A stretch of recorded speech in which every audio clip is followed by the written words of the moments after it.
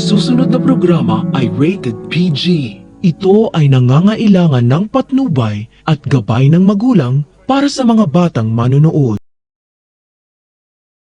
Kumalat na ang balita sa East Ridge tungkol sa planong pagbubuntis ni Lynette, pero si Lynette tila nag-alinlangan kung magpapabuntis ba siya kay Doc Carlos.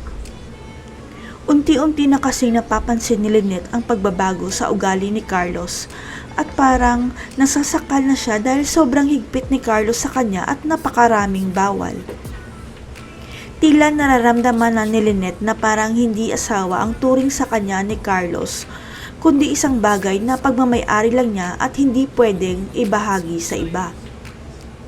Nagulat talaga si Lynette sa reaksyon ni Carlos nang makita niya si Katie sa bahay nila dahil nagalit si Carlos na nag-imbita si Lynette na hindi man lang nagpaalam sa kanya.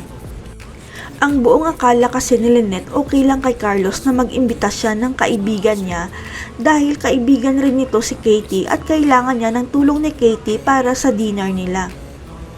Hindi kasi nagpaalam si Carlos kay Lynette na pupunta pala ang mga kaibigan niya sa bahay nila para mag-dinner at si Lynette pa pala ang palulutuin niya ng mga handa nila. Mabuti na lang at sinabi ni Doc Katie kay Lynette ang tungkol sa dinner kaya nakahanda si Lynette sa pagluluto kahit sa gabi na darating ang mga bisita ni Carlos.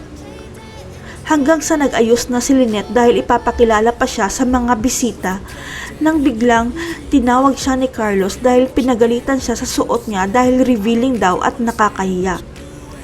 Pakiramdam ni Lynette ang liit-liit niya sa sinabi ni Carlos at napagtanto niya na hindi ganyan ang pagtrato sa kanya ni RJ noon at kailangan niya pang sundin ang gusto ni Carlos.